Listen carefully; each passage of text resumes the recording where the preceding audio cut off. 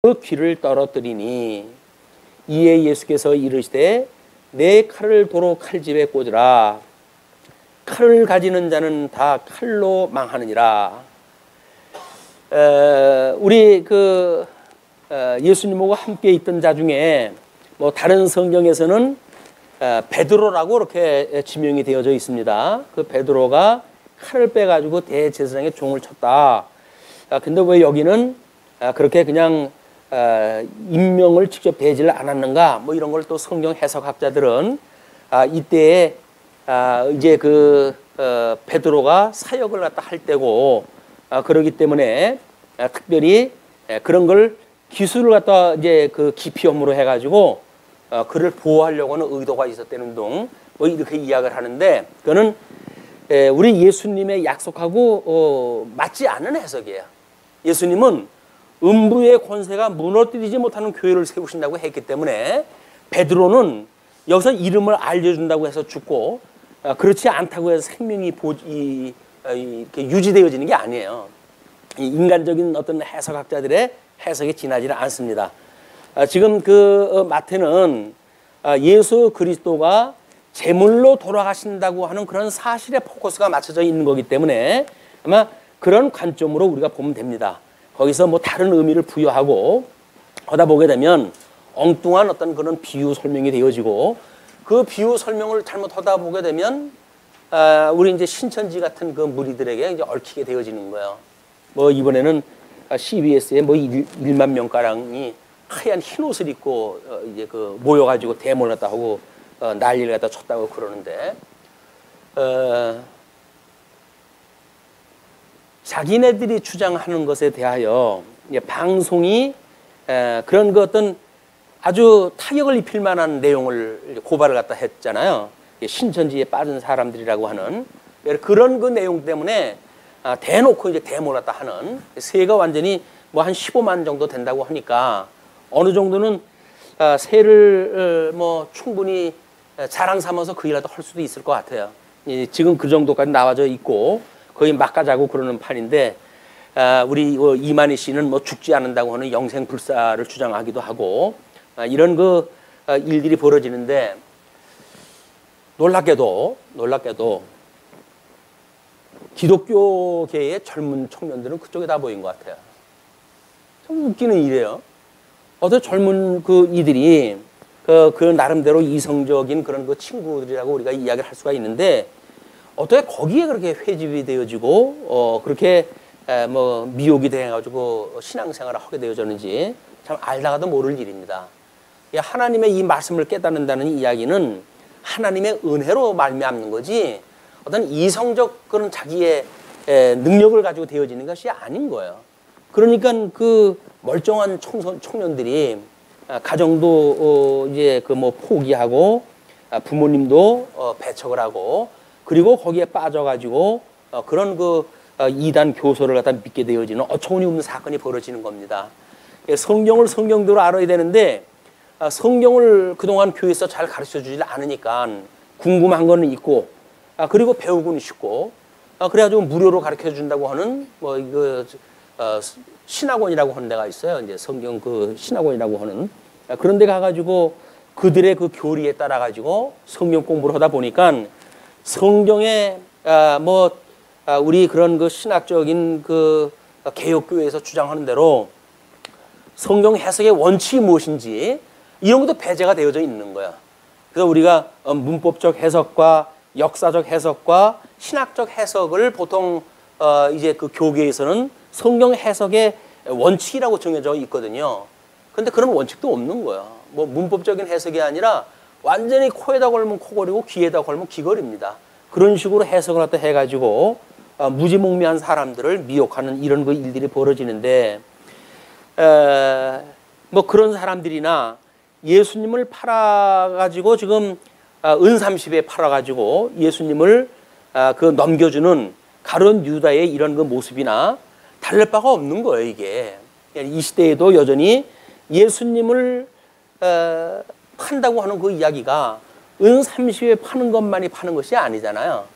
지금 우리 예수님이 재림주 예수 그리스도를 우리가 대망하고 살아가고 있는데도 불구하고 뭐 그 재림 예수가 왔다는 동, 이만희가 재림주라는 동, 이런 이야기를 갖다 해가지고 우리 예수님을 거부하는 일이야말로 예수님을 은삼십에 파는 가룟 유다와 다를 바가 없는 거야.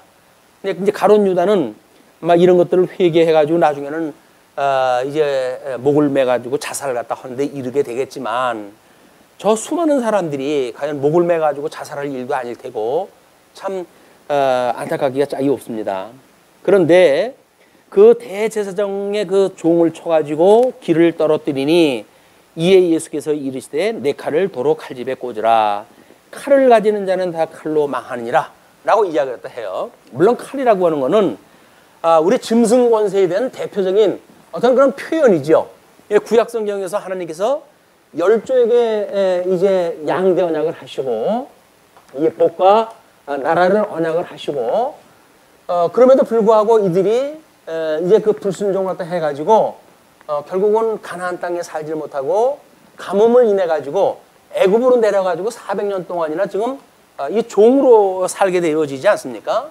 이때 하나님께서 이들을 불러내신단 말이에요. 이 불러내실 때 이때가 우리가 유월절이라고 하는 이런 절기를 우리 예수님께서 지키셨다. 그래서 이 유월절과 예수님이 오셔가지고 십자가에서 못 박아 죽으시는 이런 제사의 이런 그 요소가 지금 뭐 우리 그 제물로 드려지는 일과 또는 제단으로 이제 부활하는 이야기와 제사장으로 승천하는 예수 그리스도의 참 제사의 요소를 마태복음에서 증거를 한 내용이라고 그렇게 확인하다 했어요.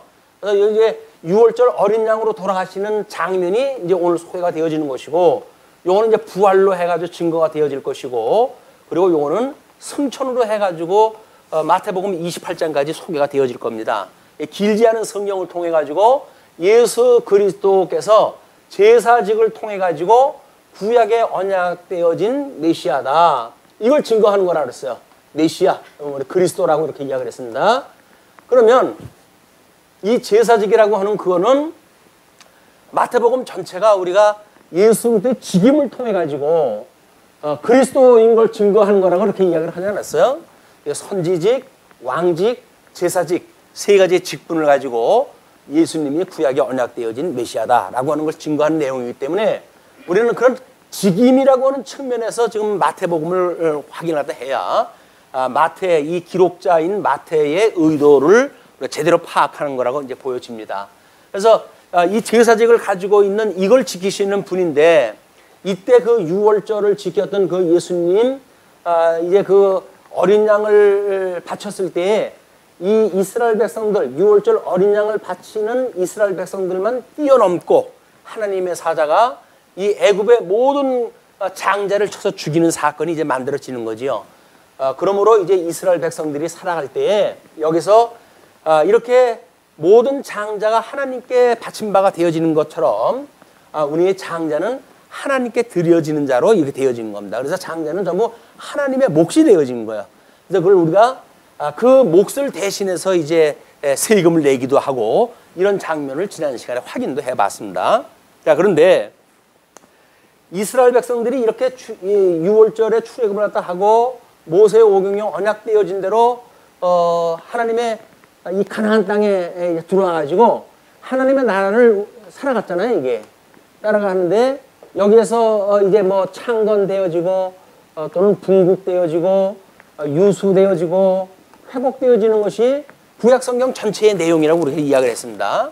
그러니까 이것은 예수 그리스도의 우리 성탄 또는 예수 그리스도의 고난, 예수 그리스도의 죽으심, 예수 그리스도의 부활, 이거를 이제 언약 자손의 나라, 이 이스라엘이라고 하는 이런 그 나라를 통해 가지고 언약 자손이 어떻게 될 걸 예표로 보여준 사건 아니에요, 이게? 그런데 하나님의 이 나라가 이루어질 때에 이 나라를 수없이 공격하고 있는 제국지역이 있어요. 제국들이.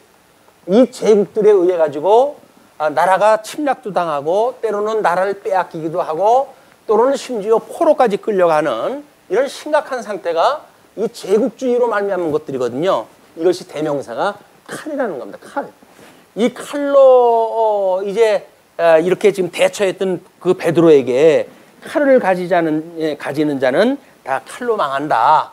이거는 어떤 힘의 논리를 가지고 어린 양 예수가 돌아가시는 것이 아니란 말이에요. 하나님께서 만약에 힘으로 이 제물을 쓰시려고 한다면 제물이 죽지 않게 하기 위해서 사자를 제물로 쓴다든지 그렇게 하면은 마음대로 아마 제사도 못 드릴 거예요. 이 사자를 잡을 수가 없으니까. 그러나 힘없고 이런 거 어린 양을 제물로 바치게끔 해가지고 아무런 저항도 못하고 하나님 앞에 이 제물로 죽게 하는 것이 하나님의 제사의 원리인 거예요.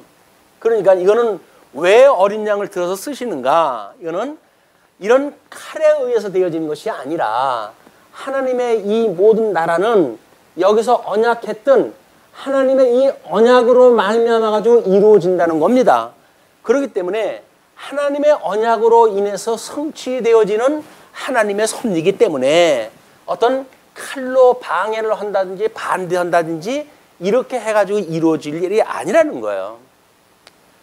아마 이제 예수님이 십자가에 못 박아 죽이기 위해서 지금 잡혀가는 그런 과정이 있으니까 베드로가 지금 난감하겠죠. 그러니까는 그가 할 수 있는 이때의 일은 아마 그 힘쓰는 일이 이제 최선이라고 생각이 드니까 칼을 뽑아가지고 아마 예수님을 잡았던 가까이에 있는 자의 그 종의 귀를 자르게 되는 사건이 있게 되어진 거예요. 그러니까는 칼을 도로 칼집에 꽂으라. 칼을 가지는 자는 다 칼로 망하느니라. 이렇게 이야기를 합니다. 그래서 모든 힘의 논리, 아마 이걸 우리가 짐승권세라고 이렇게 이야기를 합니다. 짐승권세. 이 짐승권세라고 하는 그거는 힘의 논리예요. 약육강식의 논리, 이게 정글의 법칙에 작동되어지는 것이기 때문에 예수님을 믿고 살아가는 성도들의 이 삶의 문제도 마찬가지인 거야. 우리 말씀의 능력을 따라서 우리가 살아가는 거지 어떤 세속적인 힘의 논리가 작동되어지는 것이 아니란 말이야. 근데 왜 교회에서 어떤 우리 직임자들이 완장이나 되어지는 것처럼 성도들을 위해 군림을 갖다 하고 뭔가 이렇게 모든 정권을 가지고 명목이야 주님을 위해서 한다고 하지만 이렇게 철권을 휘둘리면서 살아가고 자기 말을 안 듣게 되어지게 되면 전부 자기가 내쫓거나 또는 징계를 내리거나 이런 그 일들이 왜 만들어지는가? 이게 전부 칼을 휘두르는 사람들이 칼을 휘두르는 사람들. 그 사람들은 다 칼로 망합니다. 이거는 주님의 몸된 교회에서 우리 예수님도 십자가에 못 박아 죽임을 당하셨을 때 하나님의 말씀으로 이가 사망이 감당치 못하는 그런 여건 속에서 부활을 갖다 하시게 되는 거지 어떤 물리적인 힘으로 되어지는 게 아니란 말이야. 우리가 여기서도 예수님을 믿는 성도들은 나는 죽어서 없고 라고 하는 자기 부정으로 해가지고 만들어지는 일들, 이럼에도 불구하고 무슨 사건이 만들어진다고 한다면 그거는 주님께서 해가시는 일이에요. 성도들이 여전히 자기를 자랑 삼으면서 무슨 일을 갖다 한다는 이야기는 주님이 해가시는 일이 아닙니다. 자기들이 해가는 일이에요. 그러나 자기 부정 가운데 여기서 하나님의 어떤 그 일이 만들어진다고 한다면 이건 하나님께서 하시는 거예요. 이걸 그래서 하나님께서 하게 하신다고 우리 이야기를 하는 겁니다. 이런 우리가 원리를 모르게 되면 마치 성경은 우리들한테 뭔가를 명령을 하고 일반 종교처럼 성도는 그 성경의 명령을 받아가지고 그 명령에 순종하는 것처럼 오해를 다 하는 거예요. 근데 성경은 모든 것이 언약을 하시고 언약대로 주님께서 이루신다는 겁니다. 이게 주님께서 이루어간다. 그냥 지금 이루어지는 만사도 주님께서 이루어가시는 일이에요. 물론 우리 신천지의 일련의 사태도 주님께서 다 해가시는 일입니다. 왜? 음부의 권세가 무너뜨리지 못하는 교회를 세우신다고 약속을 했거든요. 그렇기 때문에 끊임없이 주님의 몸된 교회는 음부의 권세에 공격이 있어야 돼요. 이 음부의 권세는 이 음료와 또는 짐승 권세와 이 두 가지의 모습으로 해가지고 이제 등장을 하고 요한계시록에서는 직접적으로 이제 이 두 권세에 의해 가지고 주님의 몸된 교회를 어떻게 공격하는지 적나라하게 이제 고발이 되지요. 그렇기 때문에 이런 이 주님께서 해가시는 섭리를 우리가 깨닫지 못하게 되면 끊임없이 우리가 대응적으로 뭘 해야 된다고 생각이 드는 거예요. 그러나 우리는 우리가 대응하는 것이 아니라 주님께서 우리로 하여금 이렇게 믿음으로 살아가게 하신다. 그래서 믿음의 어떤 그런 그 결과가 우리로 하여금 대응을 갖다 하게 되어지는 거지 우리들의 자발적인 대응력에 의해서 이걸 해가는 것이 아니다. 자, 이제 그렇게 하시게 되면 이 칼로 치는 이야기가 무엇인지 뭐 예수님은 한마디로 이야기를 했지만 베드로에게 그렇게 이야기했던 것은 아마 의미하는 바가 여럿이 있습니다. 예수님이 내가 이제 오늘 저녁에 닭 울기 전에 나를 3번씩이나 부인할 것이야 라고 이야기했던 것도 바로 여기에 포함되어져 있는 거예요. 이런 개념이. 근데 이런 개념을 모르니까 큰 개념, 이 개념을 모르니까 여기서 자기가 어떤 자기 힘으로 해가지고 예수님을 부정하지 않는다든지 나는 결코 그러지 않겠다든지 라고 하는 자기의 어떤 결의가 만들어진단 말이에요. 자기의 의지가 등장했다 하고 그러나 자기의 의지로 되어지는 것이 아니라고 하는 것을 주님께서는 민족의 역사를 통해 가지고 지금 이걸 단마디로 보여주는 사건입니다. 그러면서 너는 내가 내 아버지께 구하여 지금 12군단 더 되는 천사를 보내시게 할 수 없는 줄로 아느냐? 라고 묻는 거예요. 예수님께서 하나님께 이제 그 아버지한테 기도를 갖다 해서 12군단, 뭐 이제 그 예루살렘에 그 로마 군대가 이제 들어와가지고 지를 치고 있기도 하고 그러지 않았어요? 물론 이제 그때는 치안을 담당하는 정도의 규모였지요. 그러나 그런 그 군대의 그 군단, 뭐 3개 군단이 뭐 이스라엘 전체에 있었다든가 이렇게 이야기를 하던데 그렇게 되는데, 이제 하나님께서, 예수님께서는 12군단이나 더 되는 천사를 보내달라고 해가지고 이런 걸 멸할 수 있는 그런 권능이 없는 줄 아느냐. 내가 하나님께로부터 온 하나님의 성자 하나님이, 내가 하나님의 육신을 입고 이 땅에 온 나야. 근데 이건 내가 제사직을 통해 가지고 구약 성경에 언약되어진 그리스도를 증거하기 위해서 일을 감당하는 거지 힘이 없거나 능이 없어서 그런 일이 아니다. 그런 그 이야기죠. 그러면서 내가 만일 그렇게 하면 이런 일이 있으리라 한 성경이 어떻게 이루어지겠느냐 하시더라. 이는 예수님이 십자가에 못 박아 죽는 사건은 이 구약 성경 전체가 이걸 예표했던 사건이에요. 근데 우리처럼 이것이 이제 구조적으로 이렇게 밝혀지게 되면 우리 예수님이 죽으신다고 하는 그 이야기는 이미 언약되어진 사건 아니겠어요? 이 언약되어져 있는 일이기 때문에 쉽게 우리는 구조적으로 이 말을 이해를 할 수가 있죠. 그러나 신약 성경에 나타나는 것이 어떤 구조를 통해 나타나는 것이 아니기 때문에 이 구약 성경 기자들은 여기서 각절 어떤 요절 하나하나씩을 뽑아가지고 이 사건을 들어가지고 이제 증거를 다 하기 시작을 합니다. 그 내용을 우리 그 주보에다 소개를 다 해드렸어요. 예수 그리스도의 죽음에 대한 구약적 근거라고 해가지고 가룟 유다의 배신 같은 경우는 시편 41편 9절에 내가 신뢰하여 내 떡을 나눠 먹던 나의 가까운 친구도 나를 대적하여 그의 발뒤꿈치를 들었나이다 라고 미리 이 구약의 시가서 선지자가 기자가 예수님이 어떻게 이루어질 거를 예표적으로 봤던 그 식구를 가지고 이걸 약속이 되어졌다 그 이야기예요. 근데 그 시편 기자도 여전히 이런 역사적 배경을 중심으로 해가지고 감동을 받고 그런 그 시를 썼기 때문에 이런 그 구조 가운데 그 이야기를 다 한 겁니다. 뿐만 아니라 은30에 팔리는 것도 마찬가지죠. 스가랴서 11장 11절에 보게 되면 내가 그들에게 이르되 너희가 좋게 여기거든 내 품삯을 내게 주고 그렇지 아니하거든 그만두라. 그들이 곧 은 30개를 달아서 내 품삯을 삼은지라 해가지고 은 30을 품값으로 해가지고 치른 사건을 이제 스가랴의 이해를 갖다 들어가서 합니다. 물론 스가랴서라고 한다면 우리 회복기에 있었던 그런 그 선지자의 사건이죠.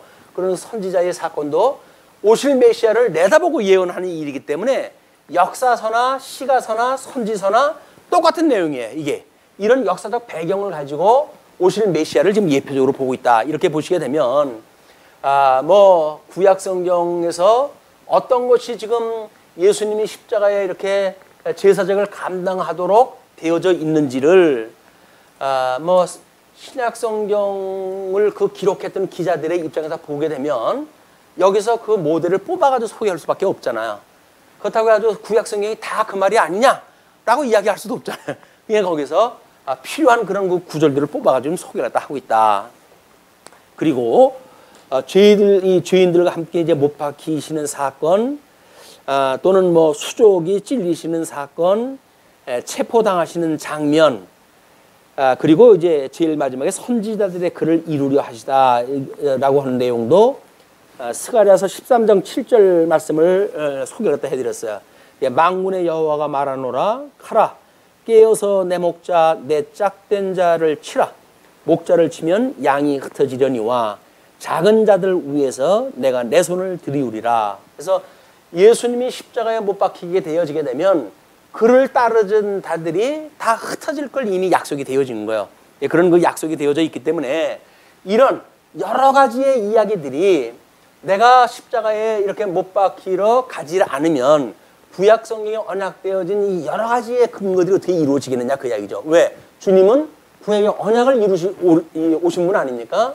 너희가 성경에서 영생을 얻는 줄 알고 산 거하거니와 이것이 곧 나에 대해서 증거한 것이라고 이렇게 됐으니까 모든 구약 성경은 예수님에 대하여 증거한 거예요.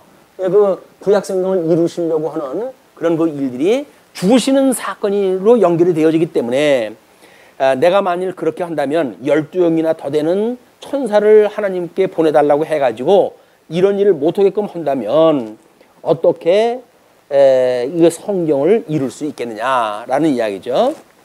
그러면서 그때 예수께서 무리들에게 말씀하시되 너희가 강도를 잡는 것과 같이 칼과 몽치를 가지고 나를 잡으러 나왔느냐? 내가 날마다 성전에 앉아 가르쳤으되 너희가 나를 잡지 아니하였도다. 그 이야기는 예수님께서 지금 어두울 때예요. 이제 어두워서 사람 식별도 잘 안 되는 때니까. 그래서 예수님의 입맞춤을 하고 내가 입맞추는 자가 너희들이 잡을 자다라고 알려줄 정도의 그런 그 시간이기 때문에 예수님을 이들이 잡으러 왔는데 그 잡으러 왔다는 것이 정당하다고 한다면 굳이 이 시간에 이렇게 몰려올 이유가 없잖아요. 왜? 예수님의 성전에서 그동안 가르친 것이 있고 그런데 너희들이 나를 마치 강도를 잡는 것처럼 잡으러 왔다라고 하는 그 이야기도 구약 성경을 응하게 하시기 위한 하나님의 섭리라는 이야기죠. 그 예수님을 마치 그런 강도처럼 여기는 이런 자들에 의해서 애매한 죽음을 당하시는 일이 되어지기 때문에 그렇습니다. 그러나 이렇게 된 것은 다 선지자들의 글을 이루려 함이니라 하시더라. 이에 제자들이 다 예수를 버리고 도망하니라. 구약 성경을 응하게 하시기 위해서 너희들이 나를 마치 강도를 잡는 것과 같이 이렇게 잡으러 왔다. 근데 이거는 구약 성경을 응하게 하시는 하나님의 섭리다라고 선언이 되어지니까 그 사람들이 하나님의 그것이 구약 성경대로 되어진 거라고 그걸 우리가 어떻게 믿어? 이렇게 생각할 수가 있잖아요. 근데 제자들이 예수님이 미리 알려준 것처럼 다 흩어져 버려요. 그러니까 목자를 치면 양떼가 흩어진다고 했던 그 언약을 이루시는 것을 단적으로 보이는 장면이 지금 소개가 되어진 겁니다. 인간적으로 보게 되면 예수님 심정이 오죽했을까요? 자기를 따른다고 해서 3년씩이나 따라다니고 당신을 위해서 내가 목숨까지 버리겠다고 했던 그 자들이 예수님이 십자가에 지금 매달린 것도 아니잖아요. 심판을 받은 것도 아니잖아요.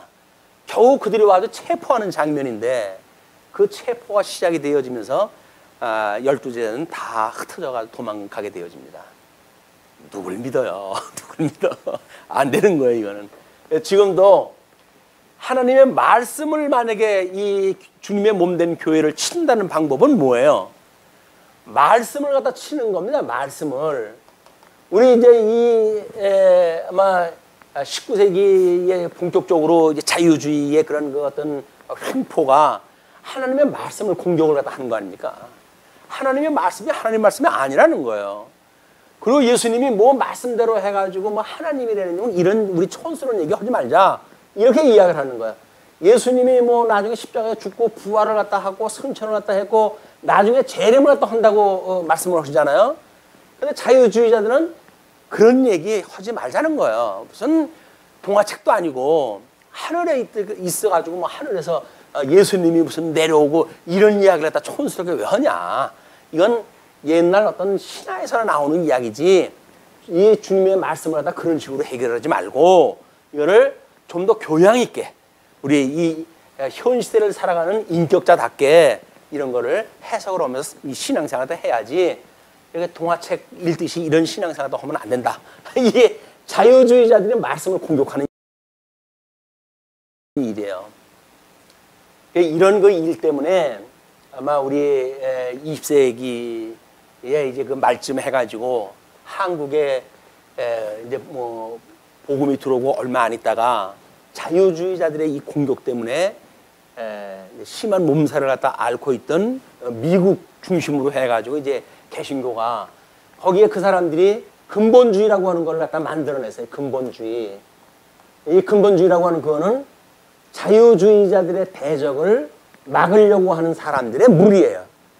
이 근본주의라고 하는 사람들의 주축이 세대주의자들이 포함되어져 있어가지고 뭐 하나님의 말씀이 지금도 살았고 운동력이 있고 그 말씀의 역사로 인해 가지고 만사가 이루어진다고 그걸 믿을 수 있는 어떤 방패막이가 되어진 건 다행이지만 세대주의가 되어져 가지고 지금도 뭐 휴월 헌대운동 이런 또 쓸데없는 이야기 하는 것이 여기에 거치게 묶여져 있기 때문에 하나님의 말씀을 정말 우리가 아주 집요할 만큼 이걸 연구하지 않으면 우리는 언제 말려들할지 모릅니다. 이 미혹자, 이 음욕 권세가 하나님의 말씀을 왜곡하는 무리들인데 이런 자들에 의해서 주님의 몸된 교회가 몸살을 앓을 수밖에 없어요.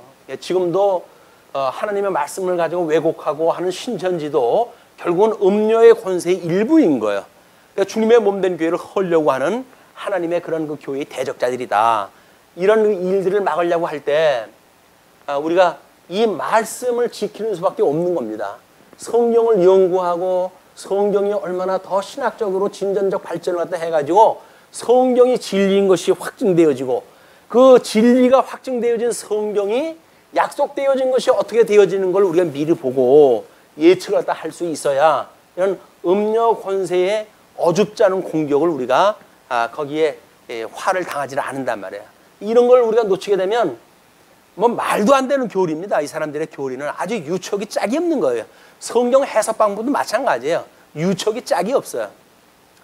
그런 그 유치스러운 건데 아이러니하게도 현대의 그 현대인들은 유치한 거에 매료되어지는 시대 아닙니까? 모든 게 회자화되고 그리고 뭐 요즘은 뭐 이 코미디 프로가 아주 성화가 되어져 가지고 코미디언이 전성시대가 왔어요 이제. 그래서 뭐 잘못되어진 거 옛날에만 한 5년 몇 년씩 걸렸던 사람도 1, 2년만 있으면 나와가지고 얼굴 버저리 뜨고 이제 그 활동하고 그래요. 왜? 사람들이 모자라요. 방송국은 많아졌죠. 이런 그 사람들 써야 될 그런 그 프로그램은 많죠. 왜? 사람들이 골치 아픈 거 생각을 안 하려고 그래요. 왜? 삶 자체가 힘들거든요. 먹고 살기가 힘들거든요. 그럼 먹고 살기 힘든데 교회까지 오는데 교회에서도 머리를 써야 된다고 하면 골머리 아프잖아요. 그러니까 좀 쉬운 이야기, 뭐 예수 믿으면 복 받는다고 이렇게 간단한 이야기 이런 거나 해줘야 되는데 성경을 일일이 읽어가면서 1시간씩이나 강의하고 그러면 머리에 쥐납니다 이게. 성령의 감동을 받고 또 우리가 이렇게 하나님의 은혜를 따라서 공부하니까 그나마도 우리가 인내하는 가운데 이 말씀을 공부를 하게 되지 이걸 이성의 힘으로 하면 안 돼요. 못합니다 이걸. 근데 이런 하나님의 말씀을 그런 거 지키는 일 이것이 우리 시대적 사명이라고 생각이 들어가지고 말씀운동 서원교라고는 우리들의 그런 그 교회 명까지도 말씀을 붙들고 살아가겠다고 하는 의지가 담겨져 있는 교회 아닙니까 우리가. 그렇기 때문에 어쩔 수가 없어요. 그래서 우리 교회는 만약에 대형화되면 안 됩니다. 왜? 이런 그 서판을 통해 가지고 공부가 안 돼요.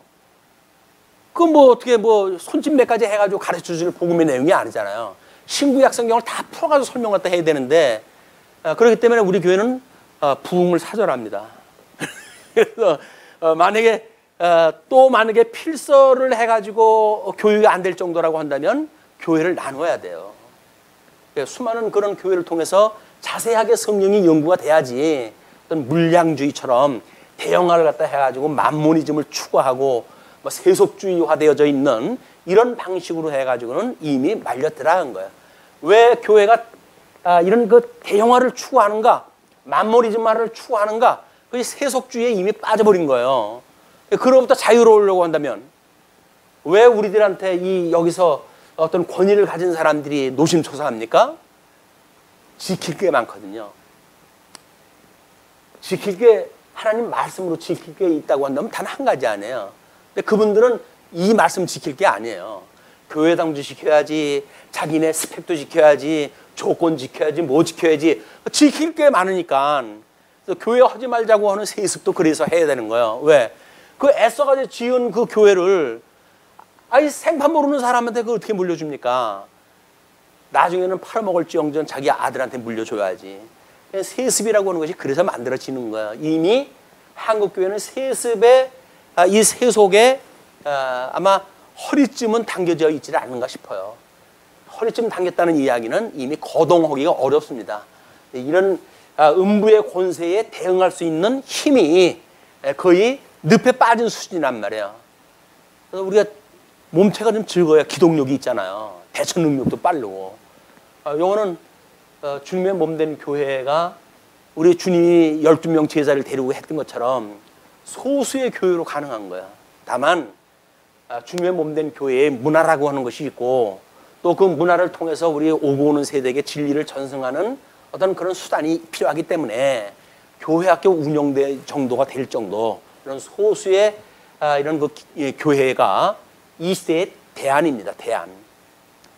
교회가 적은 것이 대안이 아니라 그런 소수 교회를 지향하는 정신이 대안이란 말이에요. 말씀으로 충분하게 공부가 할 수 있기 때문에 그렇습니다. 그런데 자 이제 57절부터 68절을 보시게 되면 거짓 지도자들이 거짓 증거를 위해서 예수를 신문합니다. 이제 본격적으로 거짓 신문을 이제 시작을 하는 거예요. 예수를 잡은 자들이 그를 끌고 대제사장 가야바에게로 가니 거기 서기관과 장로들이 모여 있더라. 이제 그 우리 주보의 아래 칸에 보게 되면 예수의 재판의 불법적 신문과 위증이라고 하는 그런 그 내용을 소개해 드렸어요. 왜냐하면 예수님이 무만 양으로 좀 돌아가셔야 돼요. 그런데 이들이 자꾸 죄를 씌워가지고 거기다 죄를 씌우는 거야. 예수님은 죄가 없으되 이제 다만 그들의 어떤 이미 하나님의 창세 전서부터 예정되어졌던 선택되어진 자들을 위한 대속의 죽음을 죽으셔야 되는 거지. 마땅히 죽을 제물이 되어서 죽는다고 한다면 이유가 안 되는 겁니다. 예수님은 십자가에서 죽으시면 안 될 그런 그 분이란 말이에요.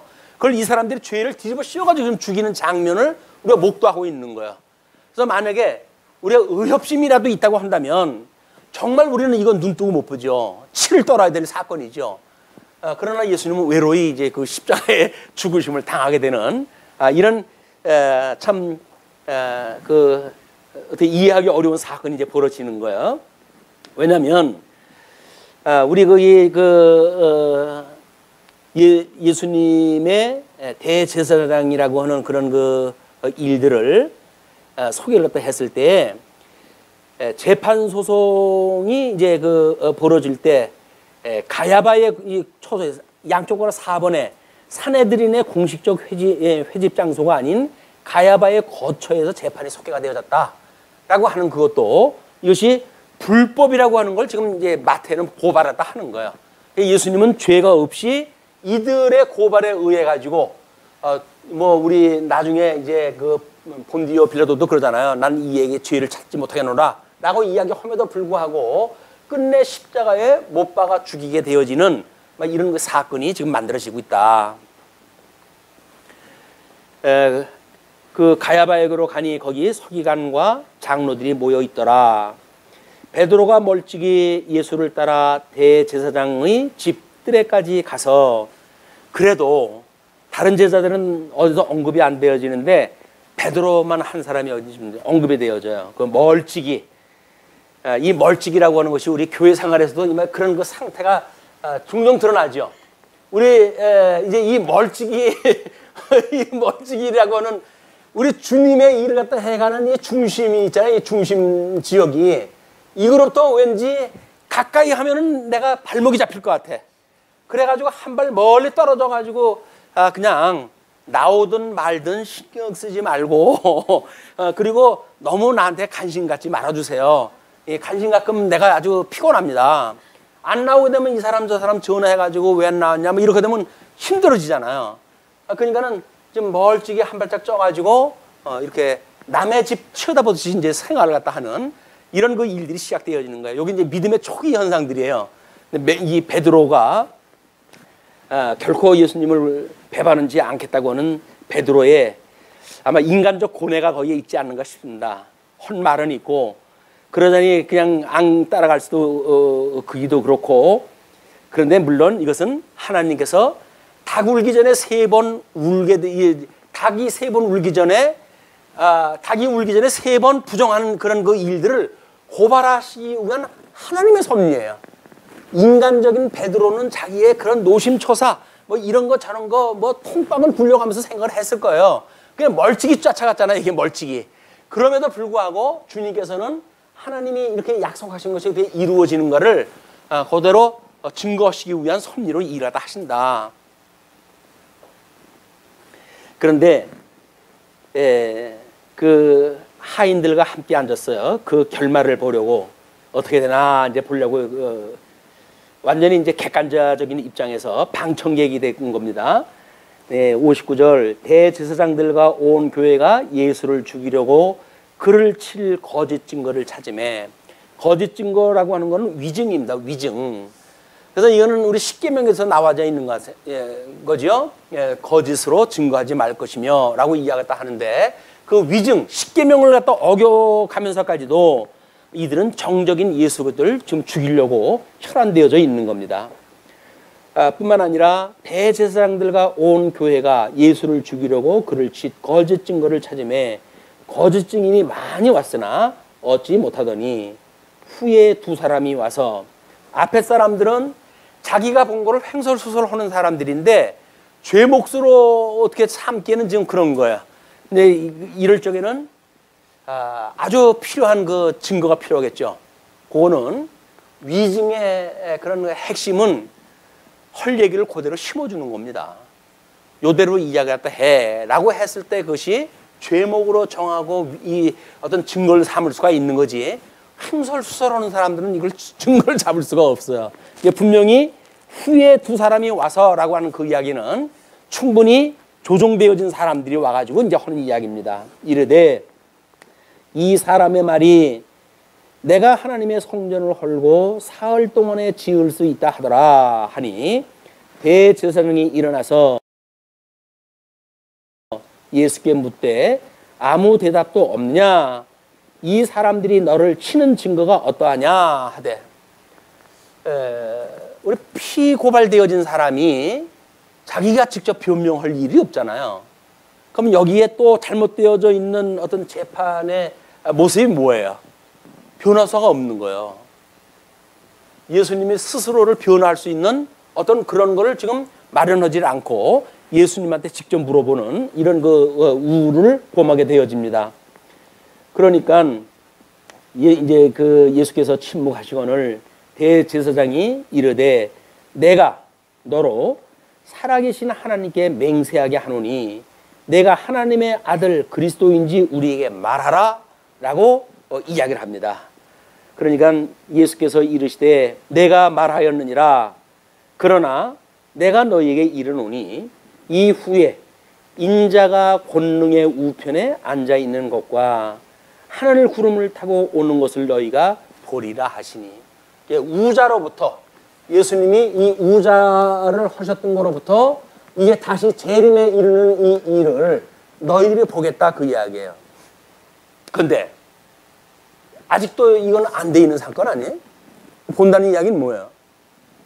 그 우리 성경을 이해했을 때 성경이 95년 정도에 완성이 됐다고 그러지 않았어요? 그러니까 이 재림의 사건은 이 우자의 사건은 끊임없이 우리 서신서에도 이제 언급이 되어졌죠. 이건 계시록에 기록되어졌던 말씀이에요. 예수님의 재림의 그런 그 모습은. 그러니까 95년경에 기록되어진 성경에 의해서 예수님은 이미 오신 것으로 이 계시록의 기록이 완성이 되어진 거예요. 그래서 성경은 성경이 진리이기 때문에 이 성경으로 내용이 우리가 믿어서 믿을 만한 성경이 되어진 것이지, 이 성경이 현재 무엇인가가 이루어짐으로 성경이 진리다라고 말하게 되면 이거는 성경의 진리성을 증거하는 게 아니에요. 성경은 95년경에 기록 완성되어진 성경을 가지고 진리성이 증명이 돼야 되는 거예요. 현재 일어나는 역사를 가지고 만약에 성경이 진리다라고 말하게 되면 현재 드러나지 않은 역사가 있다고 한다면 여전히 성경은 진리가 아니겠죠. 우리 요즘 이제 뭐 1948년도에 이스라엘의 광복이라든가 저 나라의 회복이라든가 이런 걸 가지고 뭐 스가랴서의 예언이 성취되어졌다든지 이런 그 이야기는 성경의 진리성을 스스로 부정하는 그런 그 일이 되어지기가 십상인 거예요. 왜 우리가 그런 일을 경계해야 되는가? 이런 원칙과 원리를 부정하게 되어지게 되면 무작위적으로 그걸 끌어다가 현재 이루어지는 일로 본단 말이에요. 그럼 하나님이 신약 성경으로 인해 가지고 구약 성경에 언약되어진 걸 다 성취되어진 걸로 성경은 이미 모든 게 완성이 됐는데 거기에 1.1핵이라도 더하거나 감할 수 없도록 완성되어진 거예요. 근데 그 성경이 오늘날 어떤 역사적 상황이라든가 고고학적 발전에 의해 가지고 뭐가 나타난 걸 가지고 이야기되어진다든가 이런 것들은 부수적인 건 될지언정 성경의 진리성을 증명하는 것이 아닙니다. 우리 삶도 마찬가지예요. 성경의 언약이 이렇게 되어졌더니 우리가 이렇게 되어졌다라고 하는 그 이야기는 성경이 진리이기 때문에 이 진리의 말씀을 따라서 의의 열매가 맺히는구나 이렇게 봐야 되는 거지. 이걸 보니까 성경이 진리인 것이 틀림이 없어 라고 말하는 거는 이게 우리의 어떤 전도가 이게 되어진 거란 말이에요. 예, 앞뒤가 바뀐 그런 이야기란 말이에요. 자, 이제 그런 그 원리로 해가지고 이 일을 갖다 이해가 더 하셔야 돼요. 왜 오는 것을 너희가 보리라 하시니 이에 대제사장이 자기 옷을 찢으며 이르되 그가 신성모독하는 말을 하였으니 어찌 더 증인을 요구하리요. 보라, 너희가 지금 이 신성모독하는 말을 들었도다. 너희 생각은 어떠하냐? 대답하여 이르되 그는 사형에 해당하니라 하고 이에 예수의 얼굴에 침 뱉으며 주먹으로 치고 어떤 사람은 손바닥으로 때리며 이르되 그리스도야 우리에게 선지자 노릇을 하라. 너를 친 자가 누구냐 하더라. 그래서 예수님이 이제 십자가상에 돌아가시기 전에 수치를 당하는 일들, 이 유수로 끌려가기 전에 나라가 나뉘어졌을 때 이미 하나님의 나라가 나뉘어지는 것 자체가 이스라엘의 그 입장에서 보게 되면 이게 수치가 시작되어지는 거예요. 이런 거 수치가 시작되듯이 하나님의 아들이신 예수님이 이 땅에 성육신 하심으로 해가지고 그의 비하의 신분이 시작되어진 거 아닙니까? 낮아지시는 신분, 이 비하의 신분이 시작되어진 거기 때문에 본격적으로는 예수님이 십자가에 죽으심으로 해가지고 또는 음부에 이제 내려가심으로 해가지고 이것이 이루어지지만 이미 예수 그리스도의 비하의 신분은 잉태로부터 시작되어진 거다. 그래서 예수님이 하나님이신데도 불구하고 어떻게 사람의 몸에 잉태가 될 수가 있습니까? 라고 하는 비탄의 사건인 거예요, 성탄이. 물론 뭐 이제 그 기쁘심을 입은 자들에게는 평화의 소식이지요. 그러나 이것이 하나님이신 예수님의 입장에서 보게 되면 이것이 낮아지는 신분이다 이렇게 보셔야 됩니다. 마가복음에 가면 이제 본격적으로 우리가 보게 되지만 다음에 이제 69절로 75절을 보시게 되면 베드로가 예수의 예고대로 예수를 모른다고 부인하는 사건이 소개가 되어집니다. 베드로가 바깥들에 앉았더니 한 여종이 나와 이르되 너도 갈릴리 사람 예수와 함께 있어도다 하거늘 베드로가 모든 사람 앞에서 부인하여 이르되 나는 내가 무슨 말을 하는지 알지 못하겠노라 하며, 우리 베드로의 이제 멀찍이 있던 우리 베드로가 가까이 가가지고 날이 추니까 날로 옆에 불 곁에 불 찌러 가는 죄로 이제 했었는데 첫 번째 상황이 여기서 점잖게 나는 그를 모른다라고 부인을 갖다 해요. 우리는 예수님을 믿으면서 부인하는 사건이 어떻게 드러날까요? 하나님이 하신다고 하는 일을 부정하는 일이 다 예수님 부정하는 일이죠. 예수님이 언약대로 이루신다고 하는 사실을 부정하는 일이 다 예수님 부정하는 일이에요. 이건 좀 베드로만이 문제가 아니라 예수님이 약속했던 그런 그 모든 일들 주님이 하시는 겁니다. 주님께서 우리들에게 이러기도 하고 저러기도 합니다. 말씀의 운동력이 이런 역사를 일으키는 겁니다. 라고 하는 걸 부정한다면 예수님 부정하는 일이니까요. 나는 예수님을 안 믿어 라고 하는 것이 부정이 아니라 성경에 계시되어진 예수 그리스도의 사역, 우리 이 예수 그리스도를 증거하는 일이 지금 성경인데 성경을 부정하는 일, 말씀을 부정하는 일이 예수님을 부정하는 일이다. 자, 그러면서 이제 앞문까지 나아가니 멀찍이에서 조금 이제 진일보에서 앞문까지 갔어요. 나아가니 다른 여종이 그를 보고 거기 있는 사람에게 말하되 이 사람은 나사렛 예수와 함께 있었도다 하며 베드로가 맹세하고 또 부인하여 이르되 나는 그 사람을 알지 못하노라 하더라.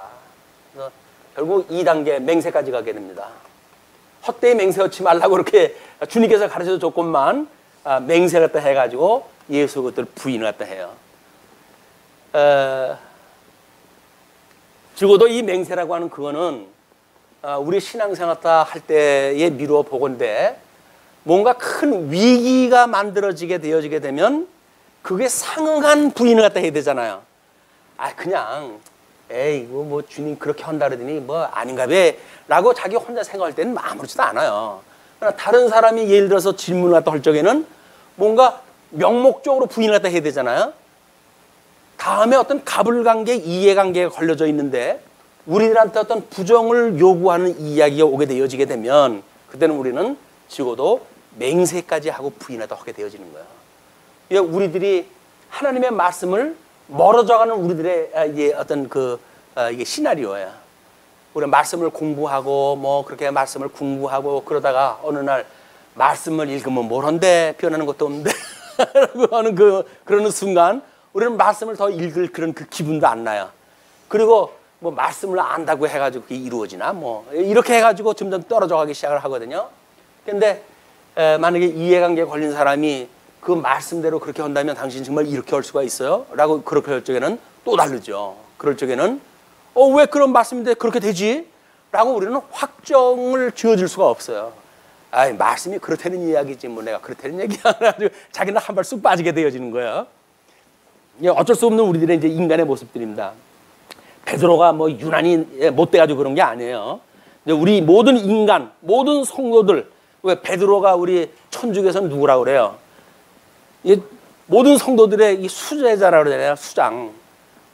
그 위에 교회를 세웠다고 이제 그렇게 이야기도 하는데 그만큼 베드로를 지금 이 마태가 짓궂게도 언급을 갖다 해가면서 이렇게 공격하는 일은 인간 본의 중심으로 해가지고 생각하는 모든 자들을 지금 여기다 둔 거예요. 이게 인간 중심의 모든 생각을 여기다 압축을 시키고 놓은 거고 예수님, 우리 하나님이신 그런 예수님의 사건과 인간이 가지고 있는 이 사건을 두 개를 좀 대비를 갖다 시켜가지고 보여주는 사건이기 때문에 우리는 여기서 우리를 발견해야지 우리는 아니라 베드로 저거 멀쩡하게 수염만 크고 혈기만 있지 저거 아무것도 아니네 쑥맥이네 맹탕이네 이렇게 보라고 하는 이야기가 아니에요.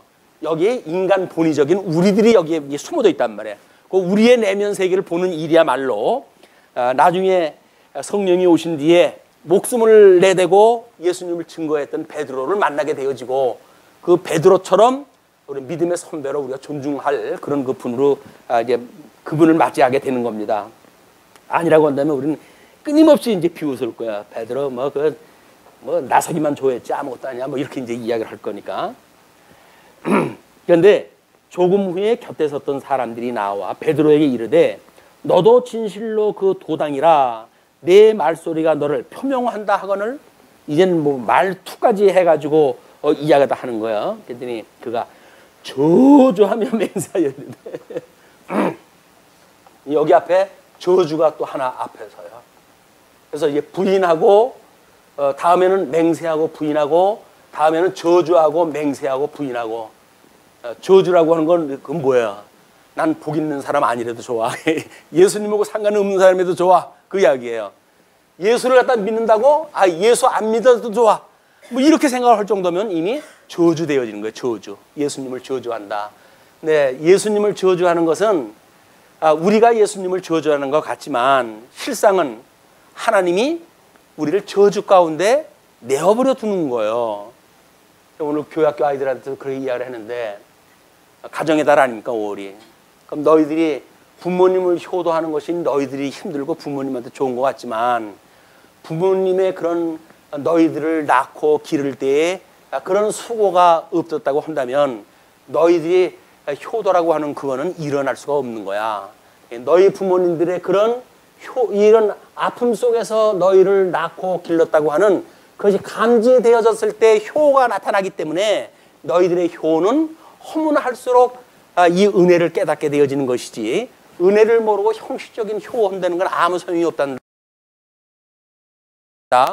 라고 이야기하는데 모르겠어요. 뭐 얼마나 알아들었는지 모르겠지만 우리 로고스반도 같이 있었으니까 뭐 로고스반이 알아들었겠지.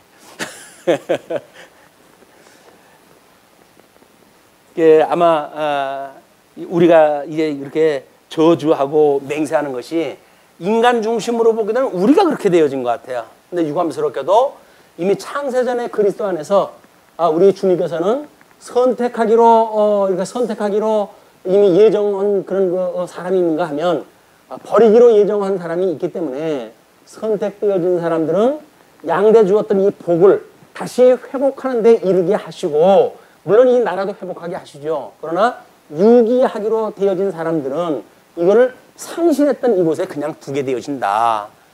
그럼 하나님께서 우리를 복으로 주셨다는 이야기는 예수님을 우리가 가까이 나가고 그분과 함께 섬기고 예수를 그리스도로 믿는 우리의 믿음을 보게 되면 우리가 복 있는 자인 것이 증명되어지는 거예요. 우리 그 요한서에서는 그런 그 이야기도 하는 요한 1서에서는 이게 십자가상에서 우리 예수님이 하나님의 사랑을 확증했잖아요. 그러니까 너희가 이 하나님의 사랑을 깨닫는다고 한다면 여기서 겁먹을 거 없어. 그 이야기예요. 너희들이 여기서 두렵고 떨리는 건 왜 그런지 알아? 이 예수님의 하나님의 사랑을 너희들이 모르기 때문에 그러는 거예요. 자, 여기서 일어나는 모든 일들이 정말 우리 예수님의 새 언약이 이루어지기 위한 섭리라고 한다면 여기서 이루어지는 모든 음부의 권세 앞에 우리가 기죽을 곳이 없어요. 왜? 우리는 이미 하나님 앞에 사랑이 확증되어진 사람이고 그 확증되어진 사랑을 힘입어 살아가는 성도들이기 때문에 우리들은 세상의 일로 인하여 근심 걱정할 것이 없다. 그런데도 무엇을 먹을까 마실까 염려하지 말라고 하는 말이 남의 얘기처럼 들리잖아요. 이거는 사랑이 확증 안 됐기 때문에 생명 대신 이분하고 내가 한 몸을 이루었다. 영생을 얻었다. 이제 육신의 장막을 벗으면 영원한 하나님 나라에서 영원히 사는 나야 라고 하는 게 확인되어지지 않았기 때문에 끊임없이 여기서 고민을 우리가 하는 거예요. 그러나 예수님을 우리가 믿고 확정되어지는 그 순간 우리는 세상의 걸로 근심 걱정할 거 없다. 그러나 안타깝게도 베드로는 3번 이에 베드로가 이제 그가 저주하여 맹세하여 이르되 나는 그 사람을 알지 못하노라 하니 곧 닭이 울더라. 닭이 울어요. 그 울기 전에 3번 너가 부인하리라고 했던 그 말씀이 그대로 응해집니다. 그거는 베드로에게는 물론 그 반응이 이에 베드로가 예수의 말씀에 닭 울기 전에 내가 3번 나를 부인하리라 하심이 생각나서 밖에 나가서 심히 통곡하였다라고 하는 것으로 정리가 되어졌지만 이것으로 그는 이미 예수님이 모든 약속되어진 것이 이루어진다고 하는 걸 확인하는 첫 단계예요. 이 회개라고 하는 것이 매우 중요합니다. 잘못을 깨닫는 건 그래서 중요한 거예요. 이스라엘 백성들이 내가 너희들에게 약속했던 이 땅에 가도 너희는 나를 버리고 떠날 거야. 근데 너희가 사망의 흩을떠인데 그때의 살아남은 자 중에 나를 너희들이 힘을 다하여 섬기게 되어지는 그때가 있으면 기억나게 되어지면 나는 너희의 하나님이 되어지고 너희는 나의 백성이 되어질 것이야 라고 하는 일이기 때문에 이렇게 약속대로 하나님의 말씀을 어긴 또는 부정한 자기의 그런 그 베드로 신세가 되어졌다고 하는 걸 믿는 것이 구원의 조건들이에요, 이게. 그래서 지금 베드로의 이런 사건은 이걸로 우리가 단정 짓지 말고 앞으로의 사건까지 계속 미뤄봐야 될 이유가 있습니다. 네, 기도하시죠. 자비로우신 아버지 하나님, 은혜를 감사합니다.